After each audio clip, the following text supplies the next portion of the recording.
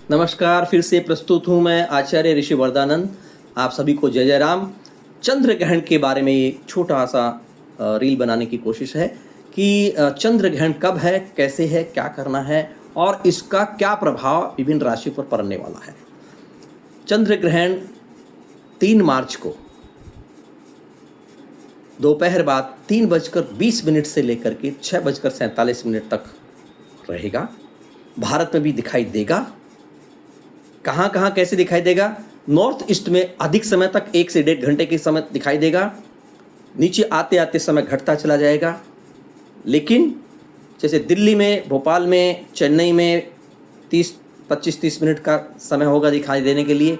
मुंबई में आराम रहेगा कि सिर्फ 5 मिनट के लिए दिखाई देगा, और वो भी दिन के समय रहेगा तो पता भी नहीं चलेगा। लेकिन इसका अर्थ ये नहीं कि आप निश्चिंत हो जाएं।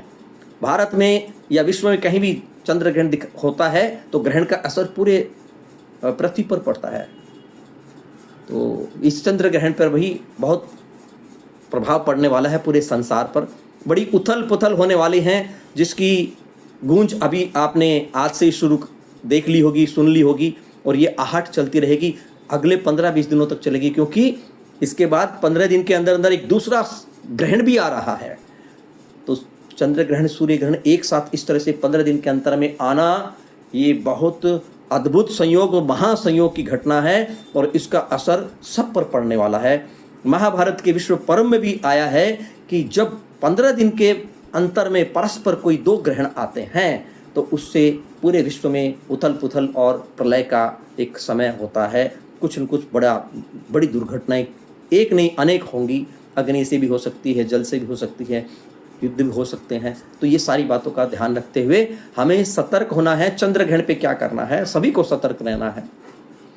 सूतक काल होता है जो कि चंद्र ग्रहण के लिए 9 घंटे पहले शुरू होता है। यानी कि अगर 3:20 पर चंद्र ग्रहण शुरू हो रहा है तो सूतक काल प्रातः काल 6:20 से शुरू हो जाएगा, जो कि पूर्णमासी में होगा। तो 6:20 से लेकर के अगले 9 घंटे तक चंद्र ग्रहण तक सूतक रहेगा। और ग्रहण के बाद भी सूतक की शुद्धि या ग्रहण की शुद्धि के लिए आपको आधा घंटा 1 घंटा इंतजार कर लेना चाहिए कि नहीं। मेरा कहने का भाव है कि 7:20 या 7:30 बजे तक आप शांति से और कोई कार्य न करें, न कोई भोजन ग्रहण करें, न कोई सात्विक कार्य करें, यानी कि कोई नया कार्य नहीं करें, कोई व्यवसाय ना करें, कहीं यात्रा ना करें। हाँ, भजन करें, भगवान का सिमरन करें, साधना करें।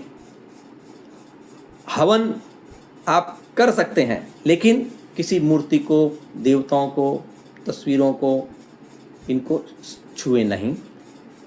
और कोई भी पहले से अगर बना हुआ भोजन है तो उसके अंदर में आपको शुद्ध रखना है। बच्चों के लिए, वृद्धों के लिए, बीमारों के लिए अगर आपको कुछ ऐसा पड़ भी जाए तो उसके लिए आप उसमें ध्रुवा या तुलसी डाल करके आप उसको शुद्धता से रख सकते हैं। जल में भी तुलसी डाल करके आप उसको शुद्ध रख सकते हैं। लेकिन अगर उपवास रख सकें और शाम को 7:30 के बाद ही भोजन करें, और जिन्होंने पूर्णमासी का हवन करना होता है, नियमित रूप से अपने पितरों का तर्पण करना होता है, उनको 7:30 के बाद हवन कर सकते हैं, यज्ञ कर सकते हैं, पूजन कर सकते हैं, और पितरों के लिए तर्पण कर सकते हैं, भोजन गोग्रास निकाल सकते हैं, और उसके बाद भोजन कर सकते हैं। तो ये 3 तारीख का पूरा दिन का रहेगा। रही बात चंद्र ग्रहण की, तो चंद्र ग्रहण जो है वो मैंने जैसा कहा कि भारत में दिखाई देने वाला है, उसका असर भी होने वाला है। 100 साल बाद ये ऐसा महासंयोग आ रहा है, क्योंकि मंगलवार का दिन भी है, पूर्वा फाल्गुनी का नक्षत्र रहेगा, सूर्य राशि में रहेगा।